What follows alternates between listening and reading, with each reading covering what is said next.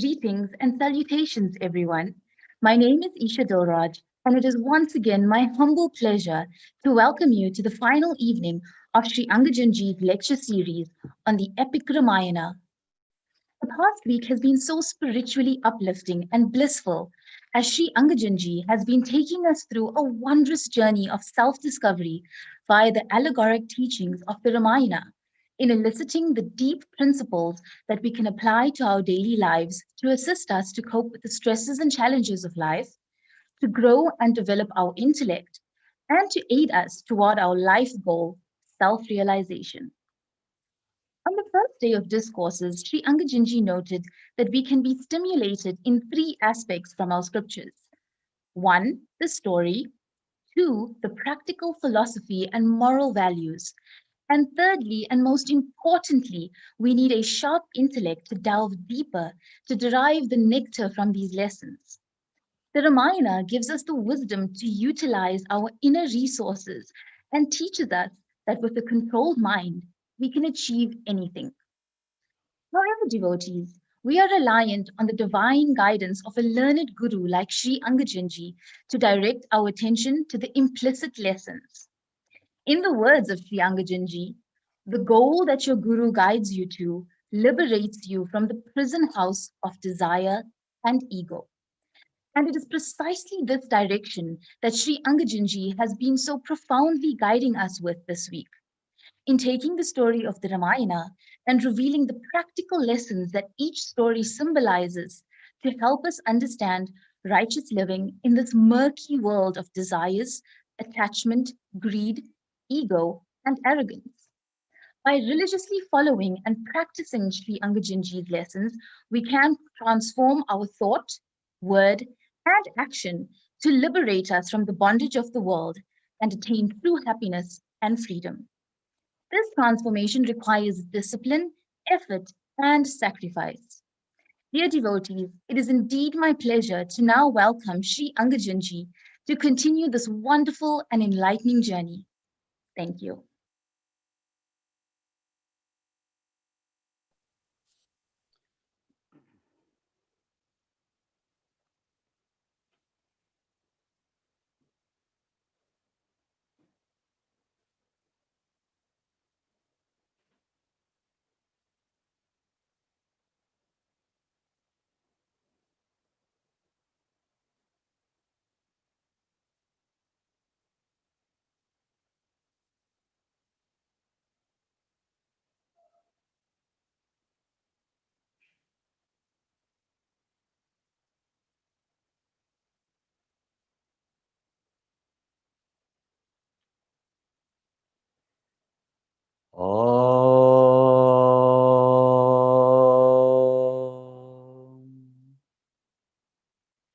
ॐ सहना भवतु सहनौ भुनक्तु सह वीर्यं करवावहै तेजस्विनावधीतमस्तु मा विद्विषावहै ॐ शान्ति शान्ति शान्तिः.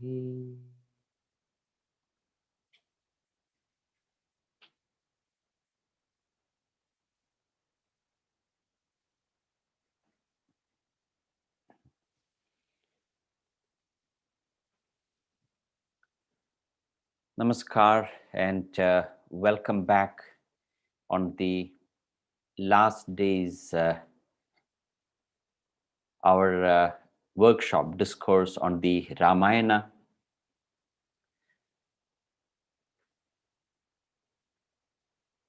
As many of you may know, in South Africa, there's been a tragedy in the University of Cape Town.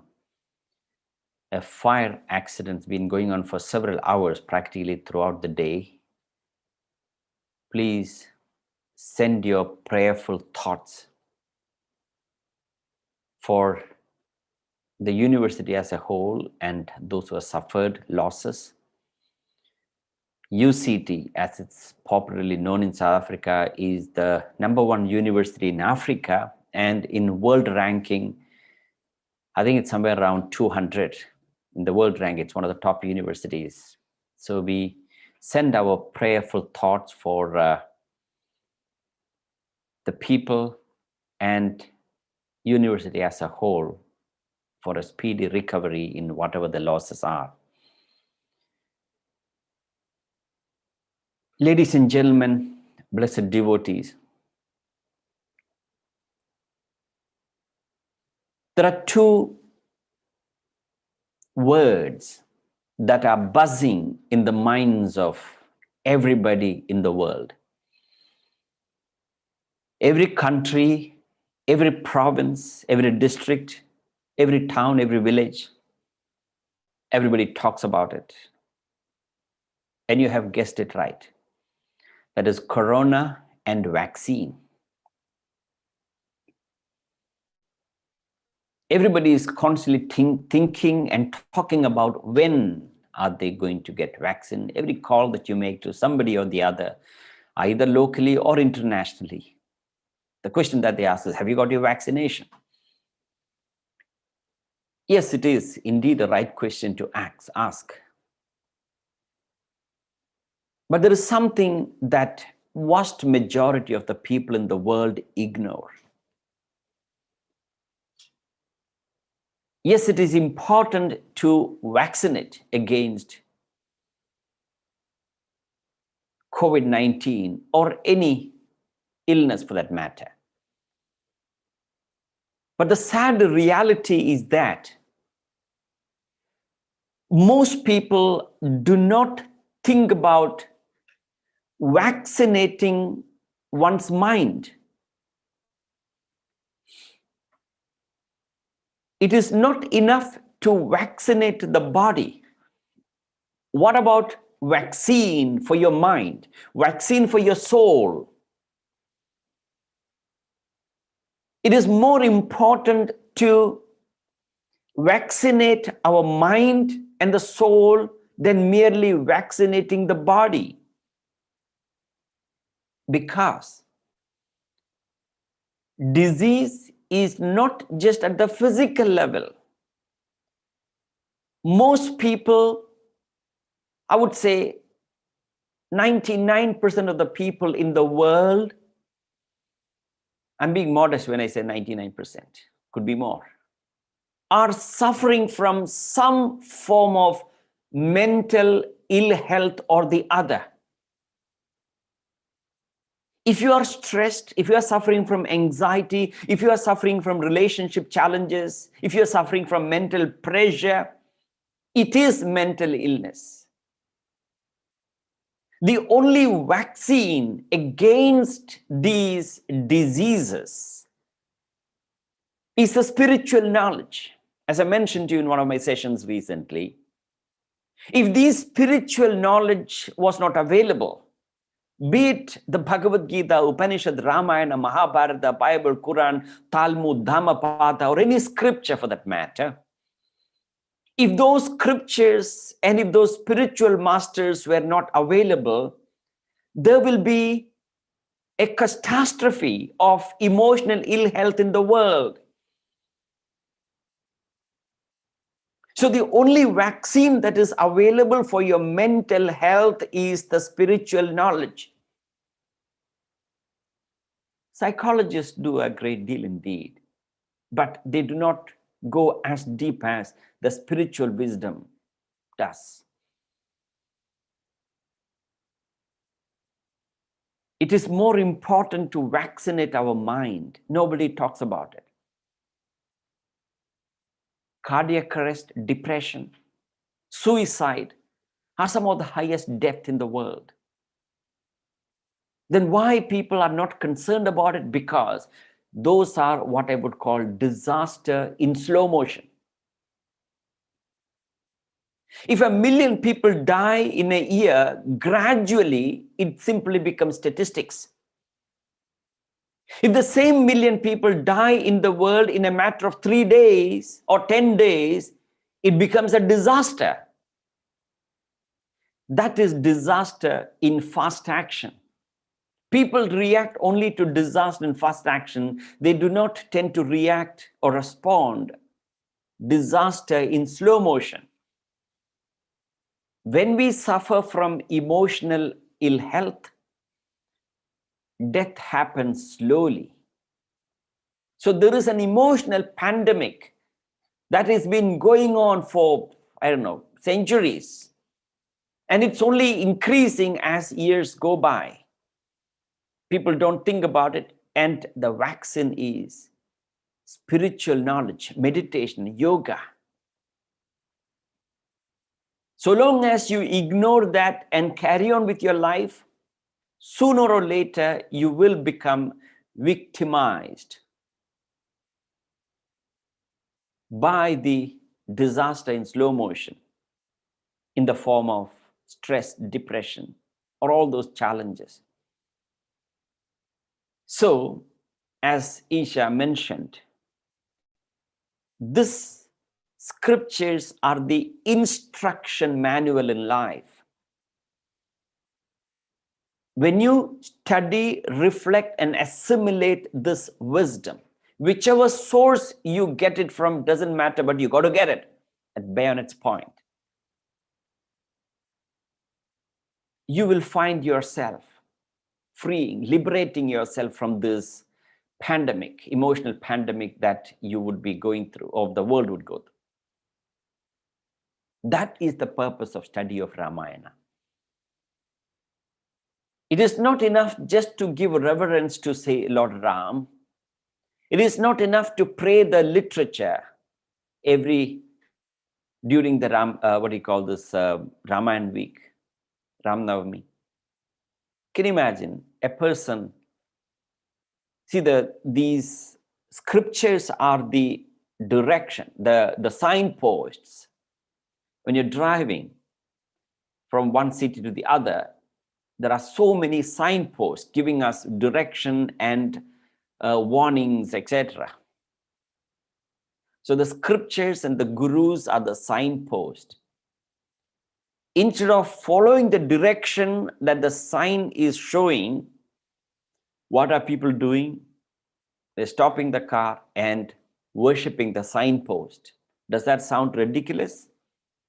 If it does, if you're simply worshipping the Ramayana, or if you're simply worshipping the Guru and not following the instructions, the message in Ramayana or given by the Guru, it is as good as worshipping the signpost. It's a waste of time. It is not enough to worship the body of the Guru. It is not enough to worship the feet of the Guru. It is not enough to worship the book. You got to assimilate the instruction. The best way to revere your Guru, the best way to revere Ramayana is to assimilate and practice. That's the best way to express our reverence to the Guru. So we saw yesterday the furious battle fought between Vali and Sugriva, and Rama reinstated Sugriva as the king of Kishkinda. And the next part of Ramayana is talking about how the army of Vanara Sena, along with Rama, crossed the ocean and reached Lanka. Rama, Lakshmana, Hanuman, together with the army, reached the place called Rameshwaram. And the ocean stood in between.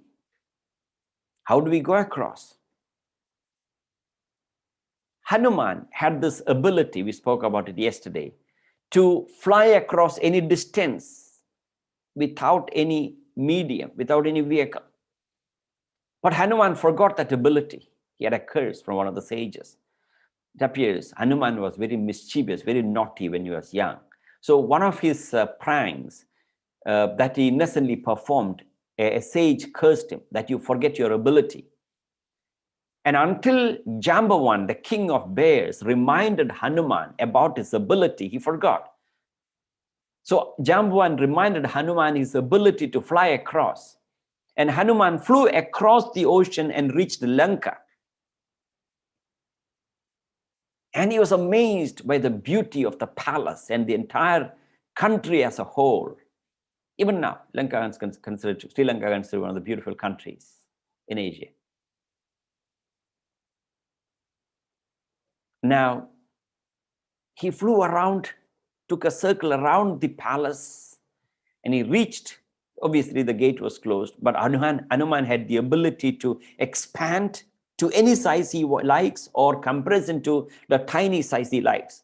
So he reduced himself into a tiny, small size of Hanuman, and he entered the palace through the crevices of the door, and he looked around for Sita. He couldn't find anywhere. And Ravana's brother, Vibhishana, older brother, the noble brother, was chanting the Rama mantra, Ram Nam. So Hanuman's wondering, in Lanka, who's chanting Ram Nam? Ram, Ram. And when he looked at it, was Vibhishan, which Hanuman didn't know who it was. So Vibhishan told Hanuman where Sita is. Sita is sitting in Ashoka Vatika, Ashokavanam. Single-pointedly contemplated on Ram. Constantly contemplating on Ram. And it appears Hanuman appeared on one of the trees under which Sita was sitting. And he tried to get Sita's attention. Probably he must have whistled, made a noise. And Sita looked up and he saw a monkey sitting on the tree. And Hanuman said, I'm coming from Ram. I'm Rama's emissary, Rama's messenger. Sita did not heed that because Sita thought this is another trick by Ravana trying to get her. Sita ignored. And then Hanuman again got Sita's attention and showed Rama's ring. Rama told Hanuman, she will not believe you, so show this ring and tell her that you are the emissary, you are the messenger from Rama. And when Sita saw the ring, she was convinced. And Hanuman was very pleased to meet Sita. So Hanuman offered to carry her back to Lanka, back to Ayodhya. But she said, no, Rama will come and only with Rama will I go. No problem. So before Hanuman returned back to Rameshwaram, where Lakshmana, Rama, the whole army is waiting, he made sure that he did enough damage. So he appeared in front of the army of Ravana, and Ravana's army arrested Hanuman and took him to Ravana. A strange monkey is intruded in our country.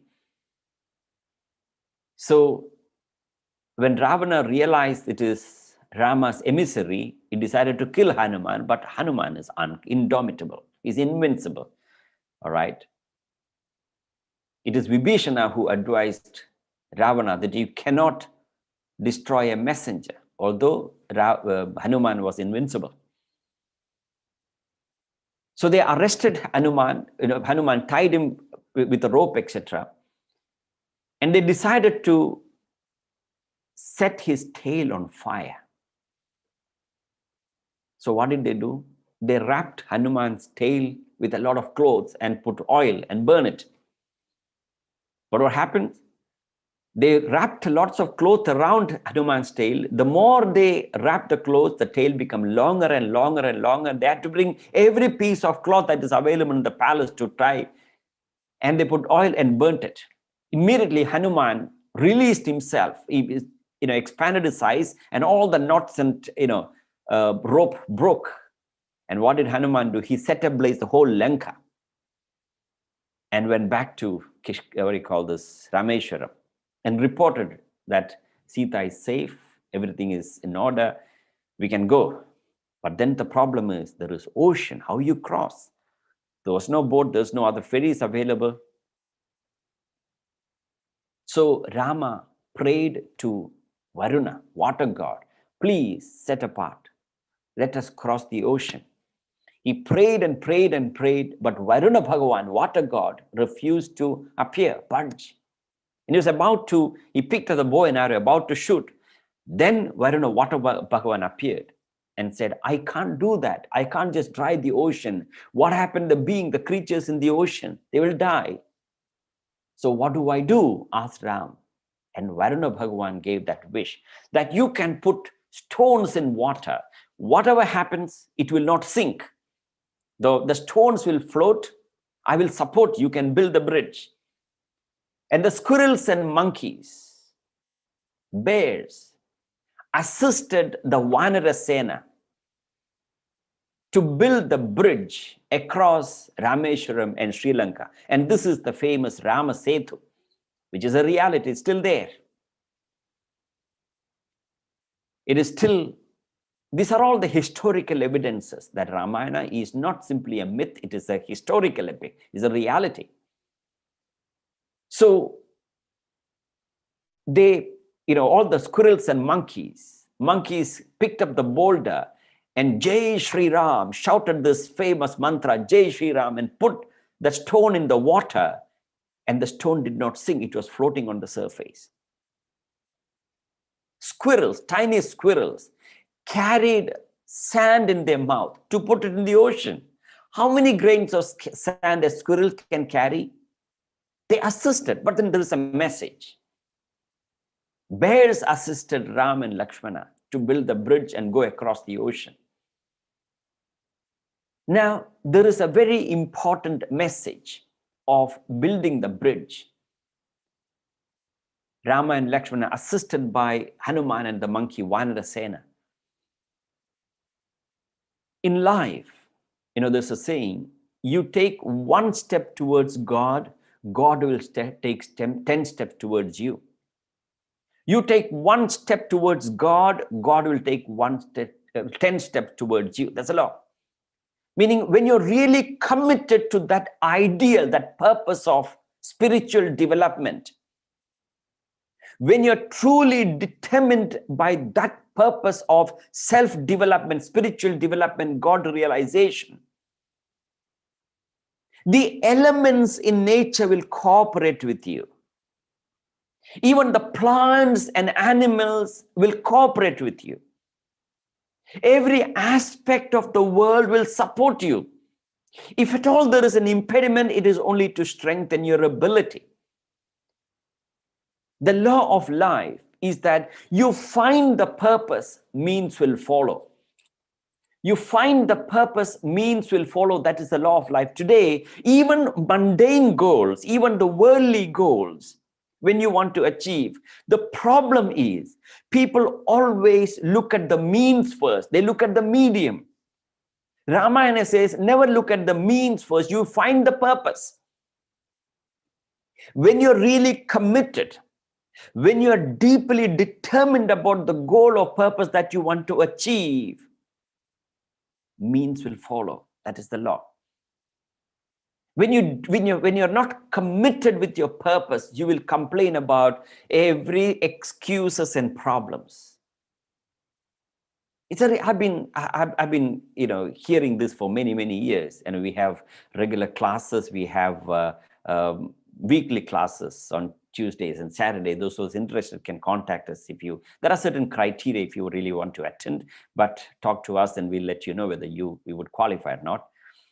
And then we have these kind of programs, and we hear all kinds of, I have this problem, the dog falls sick, or the car breaks down, or you got a headache, or all these are simply excuses.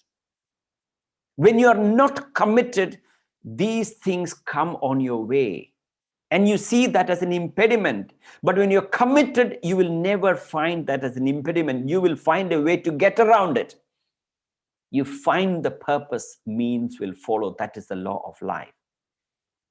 On this context, I like to quote a quotation from Patanjali. The quotation reads, I quote, when you're inspired by an extraordinary purpose, your thought breaks your bonds.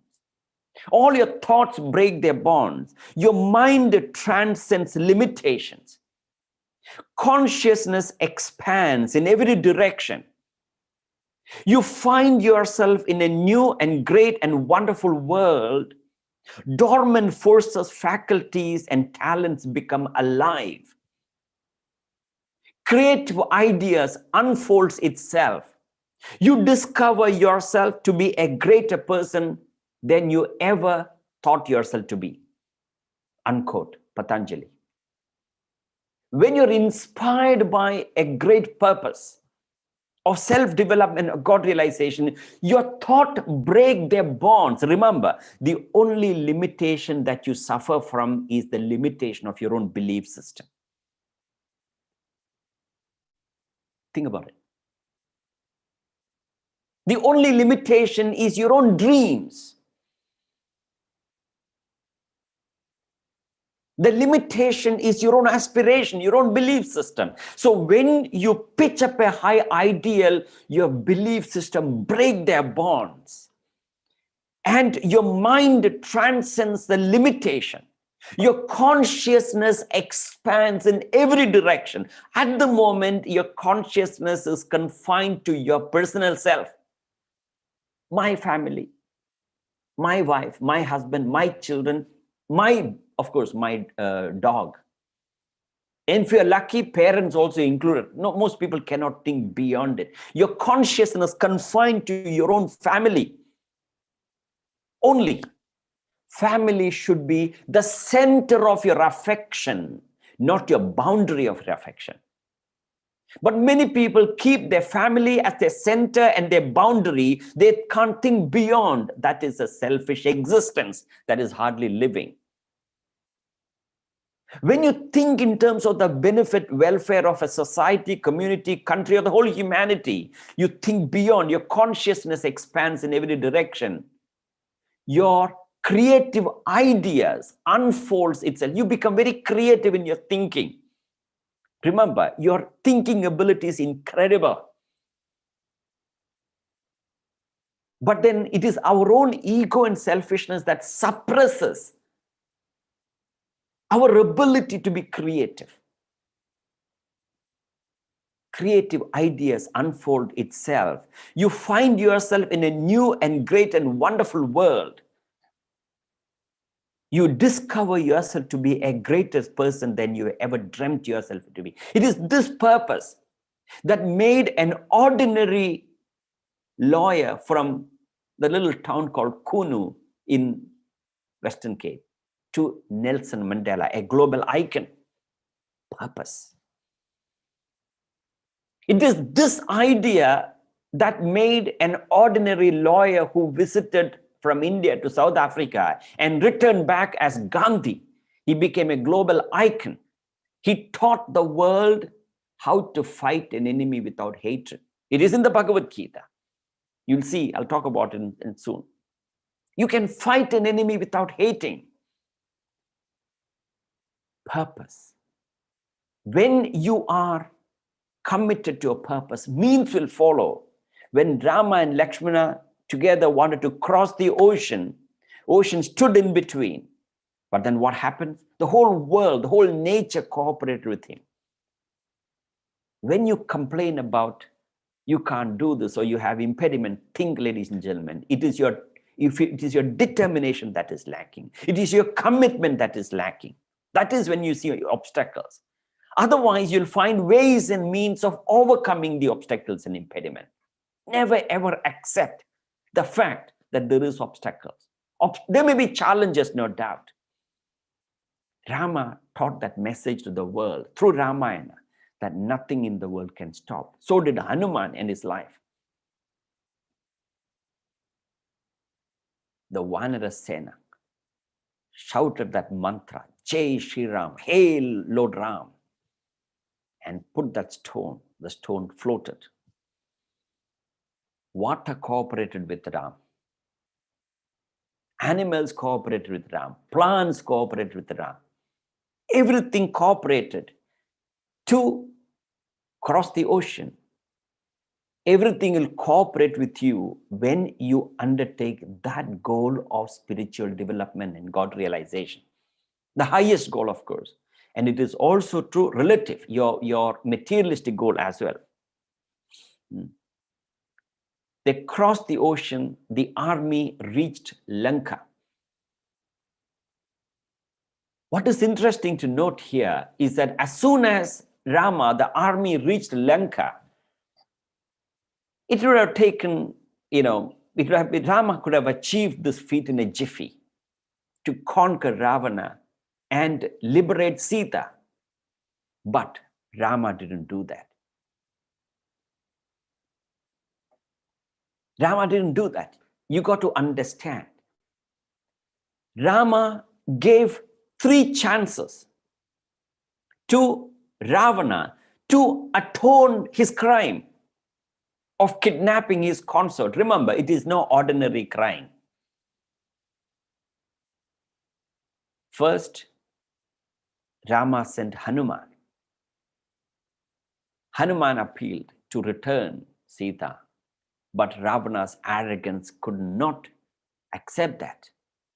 And then the Rama and the army reached Lanka.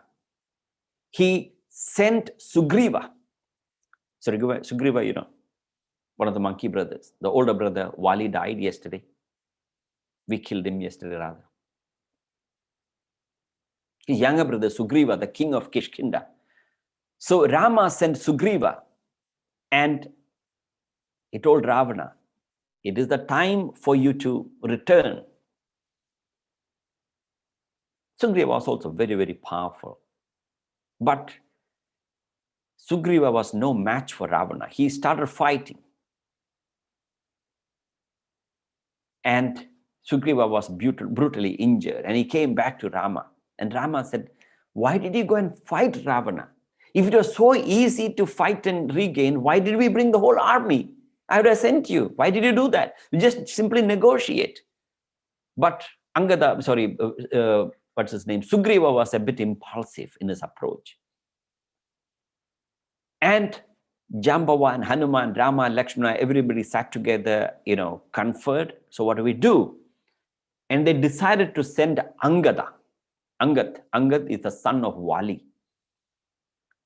Angad, son of Wali, joined Rama, having his father been killed by Rama, when they realized Rama's greatness. So Angad is supposed to be a very good negotiator. So Rama and Lakshmana sent Angad to negotiate with Ravana to release Sita. Ravana's arrogance again got better of him, refused to budge. Now, ladies and gentlemen, what does it mean? Despite Ravana committing such an atrocious crime, and Rama gave 3 chances to Ravana to atone. Remember, heroes don't take revenge easily. It is the heroes who forgive. Forgiveness, a very important mental disposition. Forgiveness enhances your mental health. There are 2 healing feelings that really, really boost your emotional health and mental health. They are gratitude and forgiveness. These 2 emotions, healing feelings, heals your mind. There are healing feelings, then there are ill feelings. Revenge is an ill feeling. Anger and fury, an ill feeling. Fear is an ill feeling. Jealousy, envy, pride, ill feelings. Gratitude, forgiveness, sympathy, compassion, kindness, they're all healing feelings. The more you cultivate, entertain consciously, you can consciously cultivate and entertain those healing feelings. The greater your mind heals, the more happy you become. It was so easy, it would have been so easy for Rama to fight and kill Ravana and extricate Sita, liberate her. But he decided to forgive. He gave opportunity to Rama to atone Ravana to atone his crime. Forgiveness is the ability to resist enmity. Forgiveness is the capacity in you not to allow hatred in you. Forgiveness is the capacity of not wanting to retaliate, even when you are extremely provoked. Ravana provoked Rama beyond you can imagine. It takes a hero to control that revenge and anger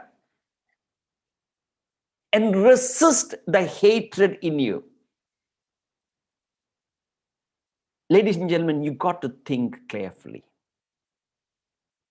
When you want to fight an enemy, what makes you weak is your own hatred towards your enemy.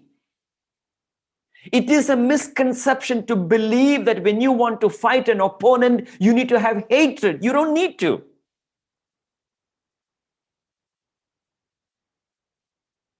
Some of the most powerful heroes of the world fought their enemy without hatred. Gandhi was one of them.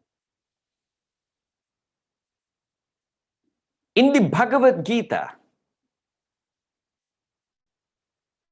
it was Arjuna who did not want to fight.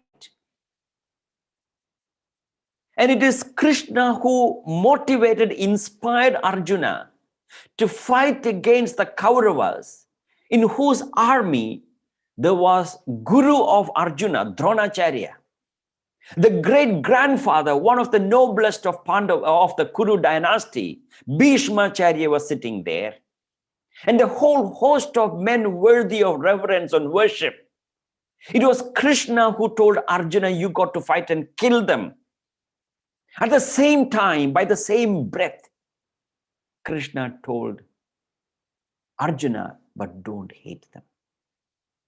The moment you hate your opponent, that is enough for your enemy to defeat you. Whether it is a legal battle, whether any war for that matter, India, Hinduism taught the world you can fight without hatred. Unfortunately, this message is lost even in India today. You can see cricketers, bitterness against the opponent. Sometimes they take the opponent lightly. Sometimes they feel a sense of, it's a sport after all. The moment there is hatred and bitterness towards your opponent, the sportsman spirit is gone. Forgiveness, only strong people can forgive. Forgiveness is the characteristics of strong people. Weak people take revenge. Rama was ideal in every aspect of life. That is why Lord Rama was called Maryada Purushottama, one who's perfect in every aspect of life.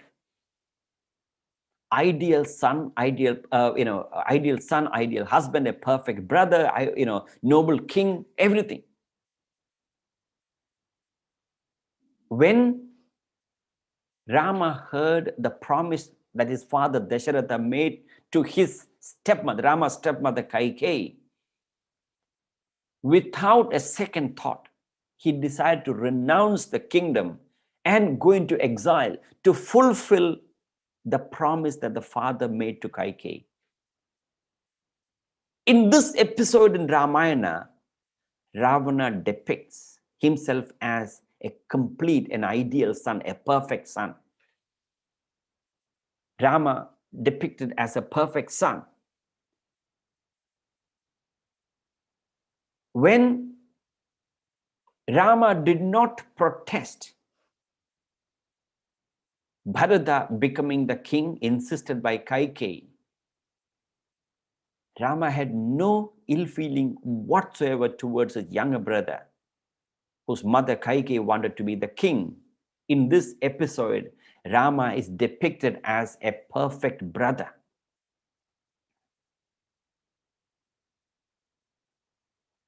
Much later, after Sita was again sent back to forest when she was pregnant, Rama had to perform Ashwamedha Yaga for two reasons. Number one, to killing a Brahmin, a priest, Ravana.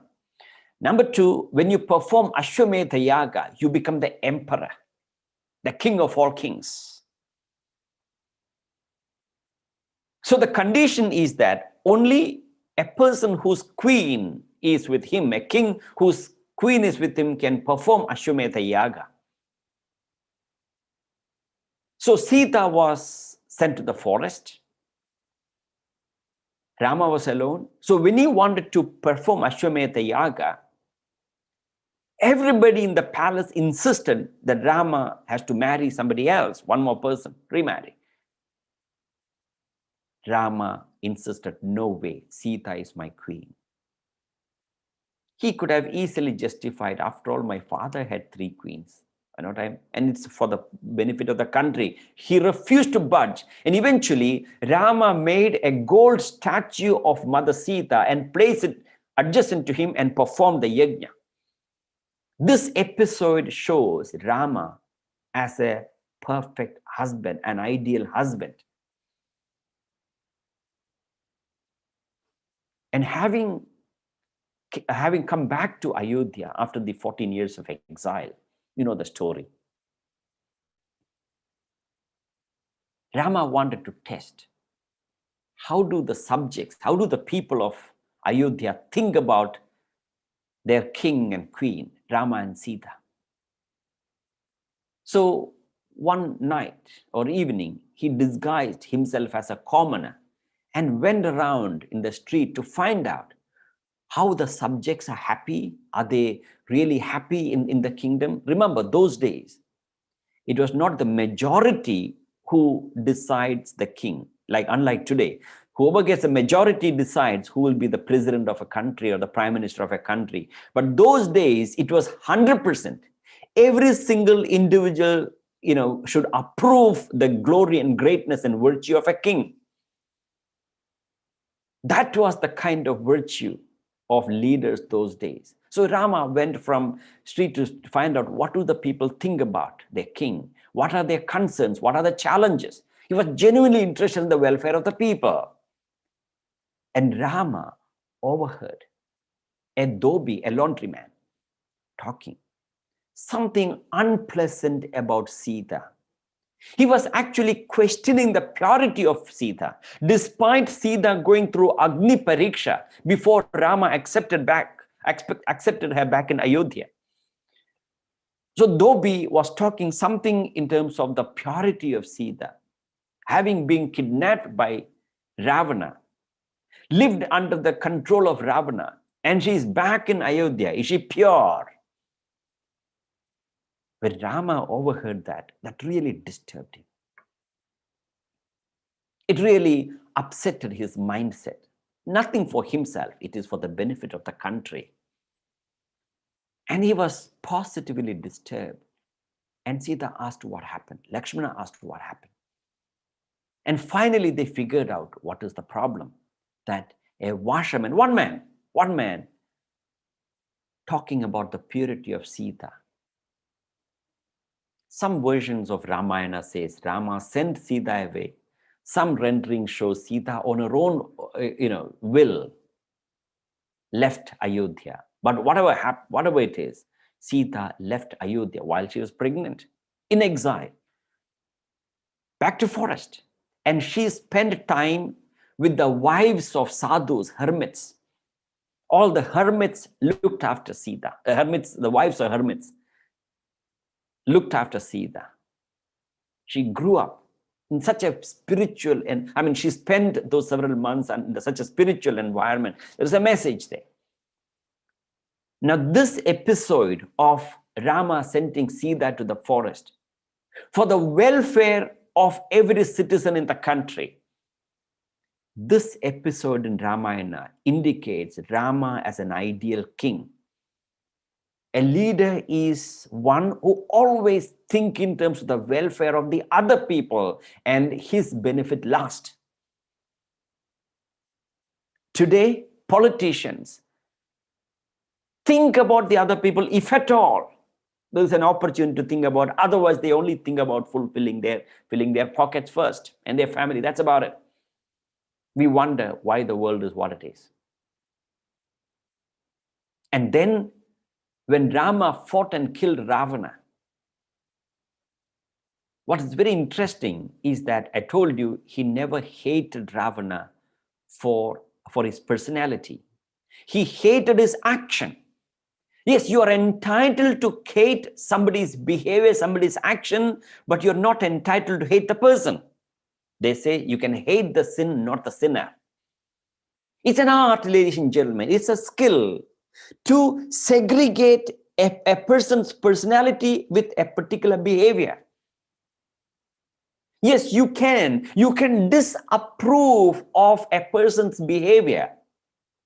But because of that behavior, you ought not to hate that person. Why? Because when you hate a person, nothing is going to happen to that person. Everything that happens to you is to you. Because when you entertain hatred, ill will, anger, jealousy, all this negative emotion, you are stewing in your juices. Nothing is happening to the other person. You suffer. And having killed Ravana, he reinstated Vibhishana as the king of Lanka. And he instructed Vibhishana to conduct the funeral of Ravana that is worthy of a priest. Ravana was a wise man, he was a priest. He did not say, just bury this carcass. No, he didn't say. He treated Ravana's body so reverentially and worthy of a priest. This episode in Ramayana indicates Rama as a noble enemy. He gave a lot of chances to Ravana to atone. Even when he was killed, he treated his body respectfully as a noble enemy. So Rama's ability as a hero, he forgave. As I said in the Mahabharata, Krishna did not attack Kauravas straight away. Krishna gave them chances. Many, many wise men approached Kauravas to return the kingdom. But finally, it was Krishna who went to negotiate. And he told Duryodhana, the eldest of the Kaurava, give Pandavas the 5 states. Kaurava said no. Give them 5 districts. Kaurava said no. Give them 5 villages for these 5 brothers. Kaurava said no. That is when the Kaurava said, we will not give them place enough to place the tip of a needle. Go to hell. That is when Krishna said, come on, boys, told the 5 Pandavas, thrash them. Ladies and gentlemen, giving the other people an opportunity to change is a sign of your character. It is a sign of your forgiveness. It is a sign of your large-heartedness. It's very easy to take revenge. Rama did not do that. Having given them many, many chances to atone,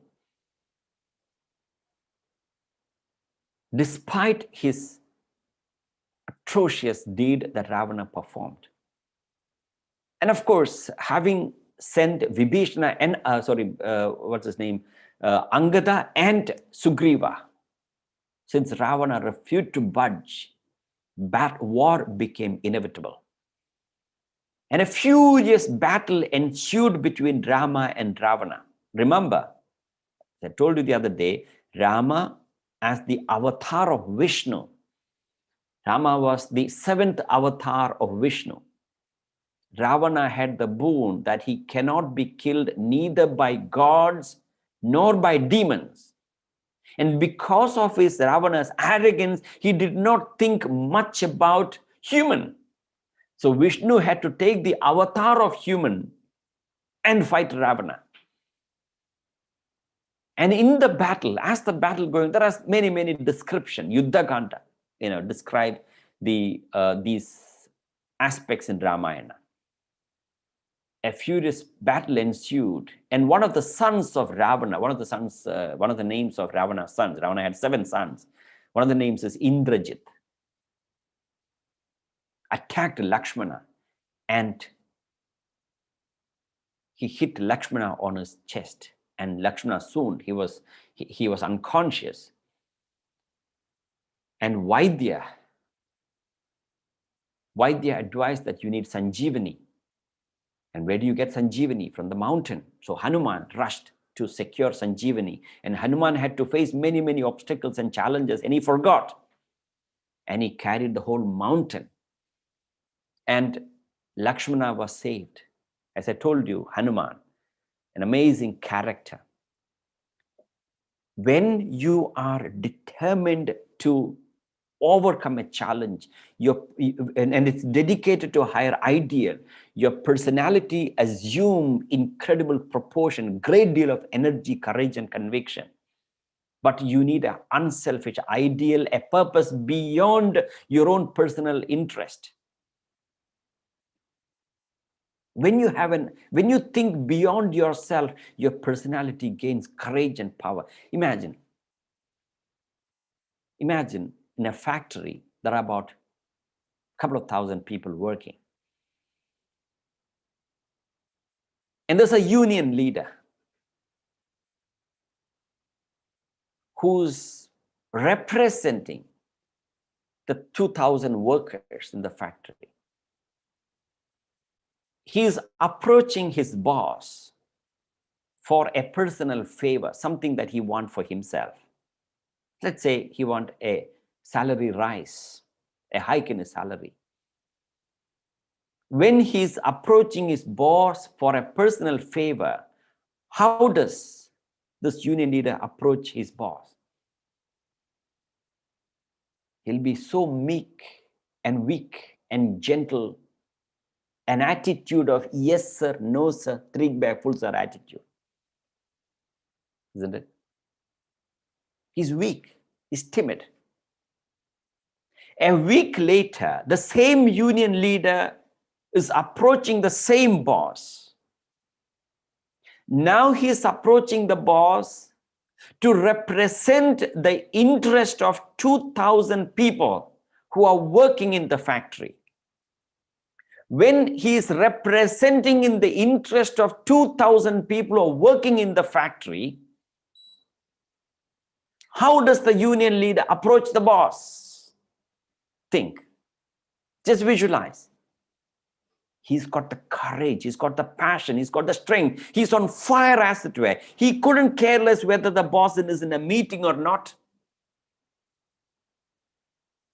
When he was inspired by the higher ideal of the benefit of 2,000 people, he's got the courage, he's got the passion, he's got the inspiration. His personality assumed infinite proportions. That's what Patanjali said earlier. Your consciousness expands in every direction, all right? You discover yourself to be a greater person than you ever thought yourself to be. So that is Hanuman. He brought the Sanjeevani Bhuti. Lakshmana was conscious, he was saved, but the battle ensued. And what happened was, when Rama cut off Ravana's head,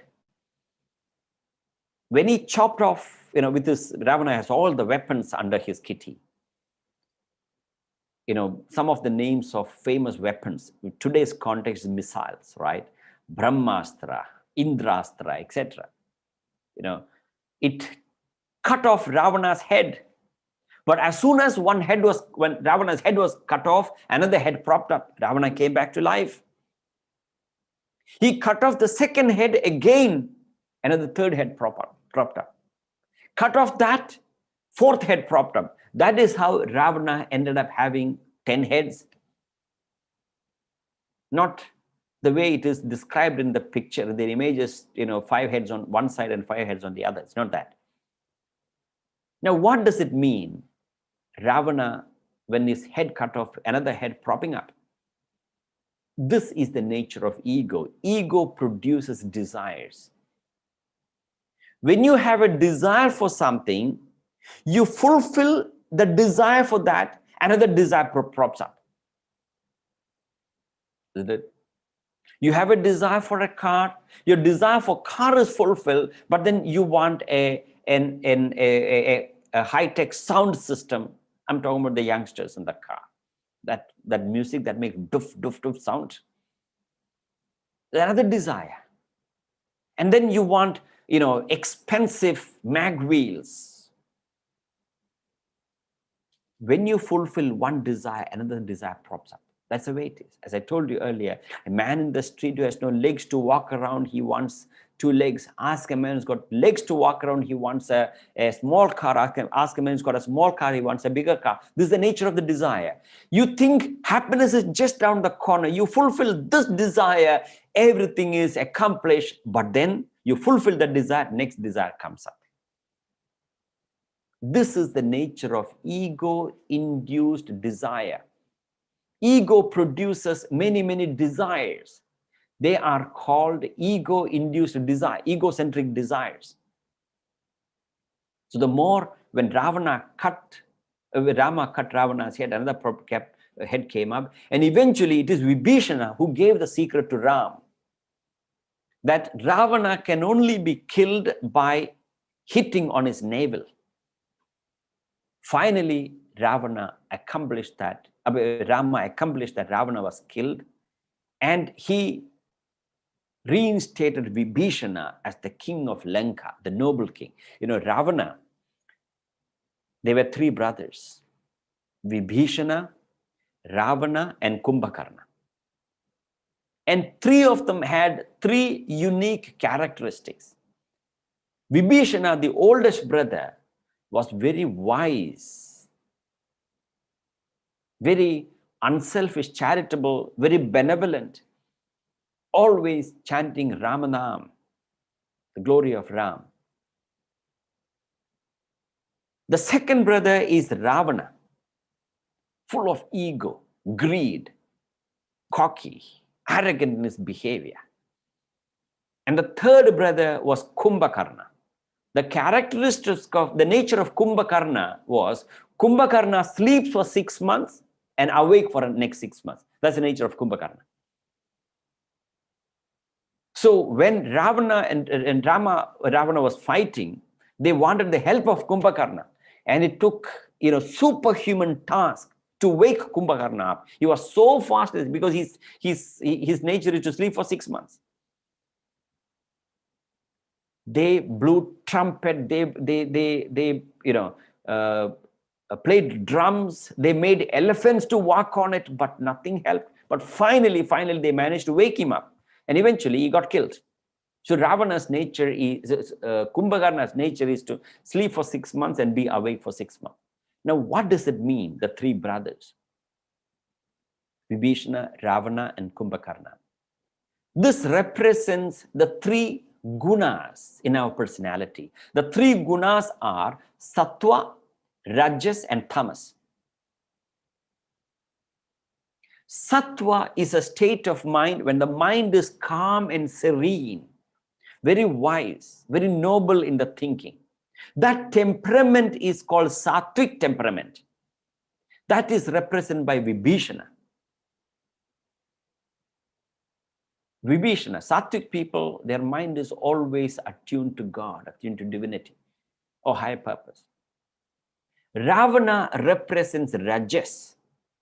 Rajas is a state of mind when the mind is restless, agitated, impulsive, ego, arrogance, greed.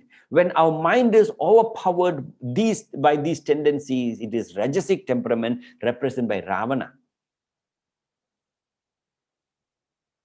Tamas is a state of mind when the mind is steeped in inertia, laziness, lethargy, indolence, no motivation, enthusiasm, very lethargic, sleepy. That is represented by Kumbhakarna. Sleep 6 months, awake 6 months.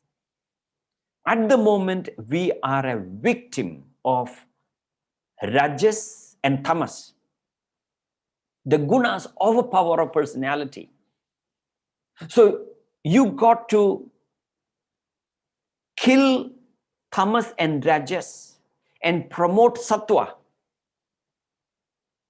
You got to control and eventually kill the Rajas temperament and Tamas temperament and promote Sattva if you want to pursue spiritual development and God realization. That is represented by Rama killing Ravana and Kumbhakarna and establishing Vibhishana as the king of Lanka.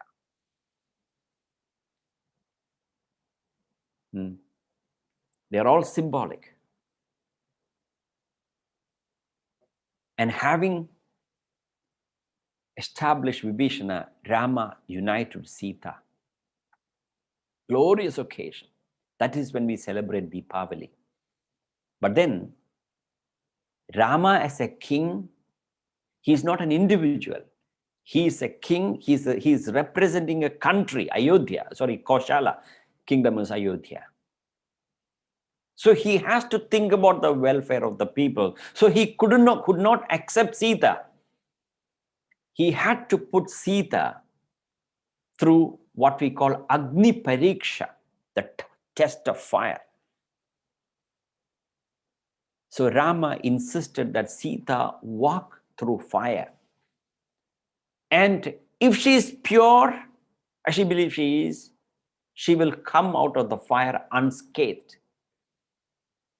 Sita agreed to walk through fire and emerged victorious, and Rama and Sita united. This symbolizes Rama represents Paramatma, Sita represents Jivatma, our ego. Jivatma unite with Paramatma. Then what does it mean? Sita going through Agni Pariksha, the fire test. Before Jivatma unite with Paramatma, remember, we still have the last trace of our karma. The last trace of our karma, which is preventing us from our union with God, that is also burnt away. Eventually, Sita unite with Rama. That is the great union. That union is celebrated during Deepavali. So during the celebration, that is what you got to remind of. It's not just about Rama returning to Ayodhya. It is about your union with God, your union with the Supreme Self. That is what we got to focus upon. But then Deepavali becomes simply a celebration. The spiritual significance seems to be getting lost. Now, ladies and gentlemen, in Ayodhya, Rama ruled so well wholeheartedly. All right. His only concern was welfare of the people and bring Ayodhya back to its lost glory. That is why he's concerned about welfare of the people and went around checking, and he sent Sita away. And Sita stayed with hermit sadhus, the wives of sadhus rather.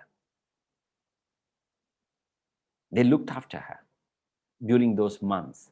And then the two sons were born, twins, Lava and Kusha. Very, very interesting story. In fact, the original Valmiki Ramayana doesn't seem to have the Lava Kusha Kant. But Tulasidas Ramayana has got all those stories. Some people say that is interpolation, addition, etc. But as a student of Ramayana, it doesn't really matter whether it is an addition or interpolation. What matters is what is the message for us to learn from it. What's the message? All right. That is what is important. It is not just about the story.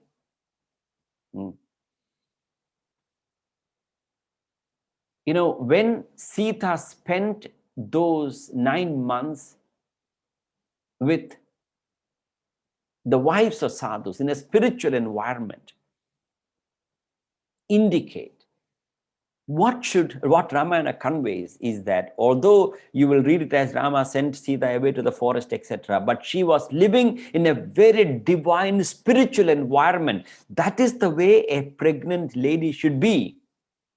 When a lady is pregnant, she should be the most divine, most spiritual environment. That is the way to vaccinate the children's mind. I'm not saying the pregnant lady should go into an ashram with the wives of sadhu. That's not what I'm saying. It is symbolic. In other words, when a lady is pregnant, the environment, the circumstances have to be so divine, so spiritual. There should not be stress, negativity, anxiety, all those. Definitely not fight. When, before conception, of course, very divine. And during pregnancy, when it comes to parenting, there are 4 stages. One is before conception, during intercourse, during pregnancy, and after delivery. So Ramayana emphasizes what should a pregnant lady be going through, because there is a divine being growing in her stomach, in her womb. And if that being, offspring, should be so spiritual, so divine, so noble, with values and virtues, the mother during pregnancy need to go through. She has to be so careful what she eat. It has to be sattvic food. It cannot be rajasic and tamasic food. The talks have to be sattvic, cannot be rajasic. The kind of movies and music that she listens to and watches has to be positive, not violent. That is represented by Sita being in the company of wives of sadhus and sannyasis. So there's another interesting episode in the Puranas, how Ravana and Kumbhakarna was born. There is Sanat Kumaras, or Sanat Kumaras are the celestial twins. They're eternally youth. They don't grow old ever. So these twins were going to Vaikunta to meet Vishnu. So what happened is, when they were going to Vaikunta, the gatekeepers of Vaikunta, their name was Jaya and Ajaya. They stopped these twins, Ashwini Kumaras. Said, hey, where are you going? Wait. These days the security, they take their license number and photograph and all those kind of things, right? And they call if you're living in a security complex, they call the householder, and then those kind of things. Stop them. Where are you going? That I'm going to meet Vishnu. And it appears Jaya and Vijaya stopped Ashwini Kumaras. They didn't know who it was. They were saints, highly great saints, Mahatmas. Stopped them. And that, of course, the celestial twins didn't like it. And the Ashwini Kumaras cursed Ajay and Vijaya. They'll be born as, they'll remain in hell for several years, several janmas. That was a curse. And eventually, the news reached Vishnu that Ashwini Kumaras have come and they want to meet Vishnu. When Vishnu accepted them, and Vishnu pleaded to Ashwini Kumaras that please withdraw the curse. They're my gatekeepers. They didn't know who you were. So it is not their fault. But because they did not behave properly, Ashwini Kumara said, no, I can't take the curse back. Once it is given, it's given. But I can reduce it. I can reduce the effect of curse. So then Ashwini Kumaras gave the choice to Jaya and Vijaya. The choice was that either 3 lives as enemies of God or 300 lives as friends of God. They can choose. If they want to be 3 lives as enemies of God, 300 lives as friends of God, whatever they want, they can choose.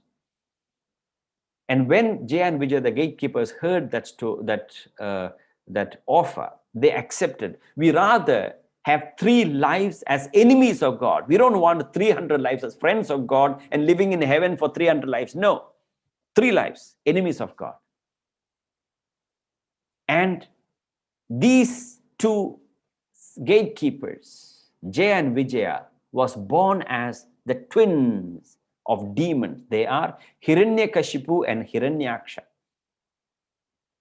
Bhagavatam talk about Hiranyakashipu and Hiranyaksha, 2 demon brothers, Ravana and Kumbhakarna, and Shishupala and Dandavakra. These were the 3 demon twins. That is how Ravana and Kumbhakarna was born. So they had to go through that life All right. So the significance is that, see, they were not interested in enjoying the prosperities of heaven. They want to get back to the ultimate as soon as possible. That is the emergency. But at the moment, we don't feel such emergency of liberating ourselves from this cycle of birth and death. We are being born age after age, going through this painful cycle of birth and death. So the entire Ramayana is talking about how we have fallen into this state of pain, sorrow, and suffering, and how we can liberate ourselves, how we can lift ourselves to the height of spiritual perfection. Only you can do it. Bhagavad Gita says, Uddhared atmanatmanam atmanam avasadayet atmanev atmano bandhu atmaiva ripuratmanaha. You got to lift yourself by yourself. Only you can lift yourself spiritually. Gurus, Mahatmas, scriptures can give you guidance, but you have to eventually do it yourself. You got to lift yourself by yourself. Uddhared atmanatman. Atmanam avasate, you can lift yourself. Atmanev atmano bandhu. If you have controlled your mind, you are your own friend. Atmaiva ripuratmana. If you don't control your mind, you are your own enemy. You got to lift yourself by yourself.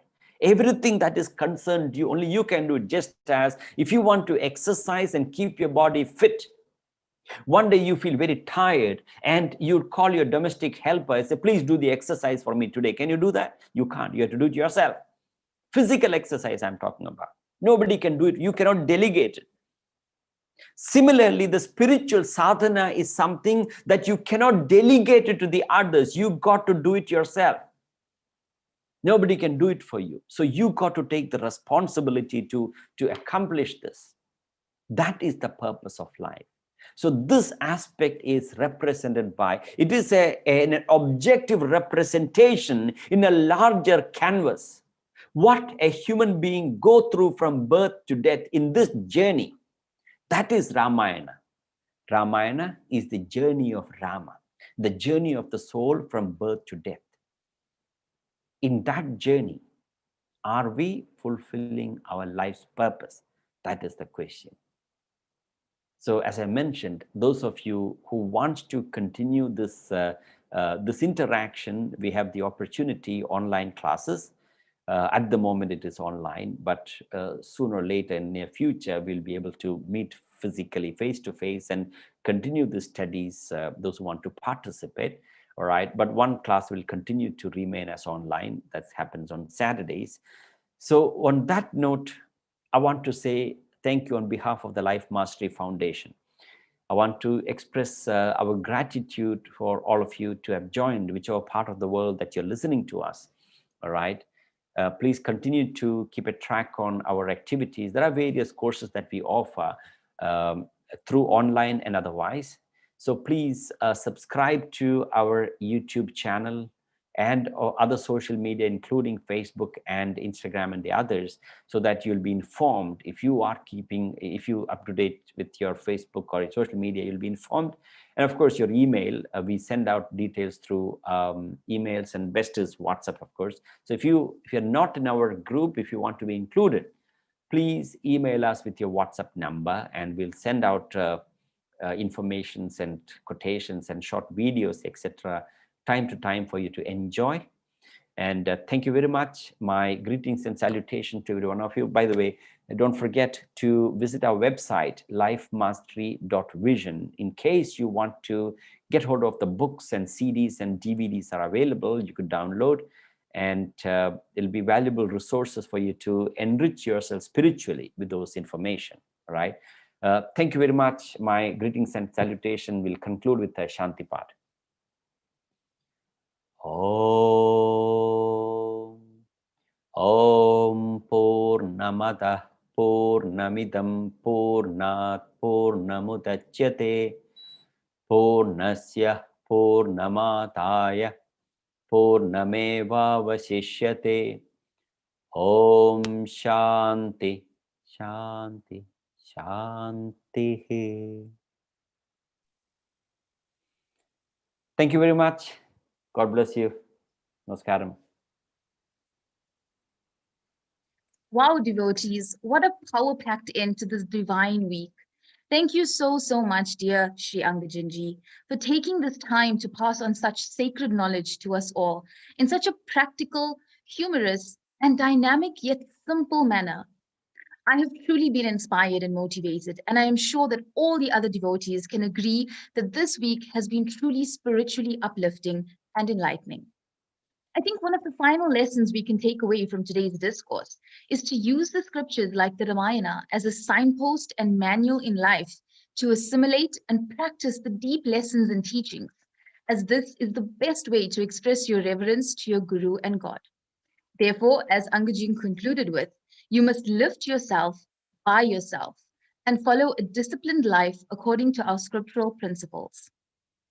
Dear devotees, if possible, let us show our appreciation to Sri Angajinji for this week by offering voluntary Guru Dakshina in the form of cash donations so that the great work of Sri Angajinji and the Life Mastery Foundation can continue. No amount is too small to make a difference. You can visit the website for more information on making donations, www.lifemastery.vision. You can also get in touch with us via email or cell for more information. The email is info@lifemastery.vision and the cell contact is 083 550 3634. As mentioned before, if you wish to continue this enlightening journey, kindly visit our website to browse and invest in Angajanji's various brilliant CDs, DVDs, and books. From personal experience, I love listening to Sri Angajanji CDs in my car as it keeps me motivated, inspired, and energized. Once again, I thank you all so much for joining us throughout the week. I hope you all continue to have a blissful few days of Ramayana week celebrations which culminate in Ram Navami Puja. A blessed evening to you all. Stay safe, take care, and Hari Om.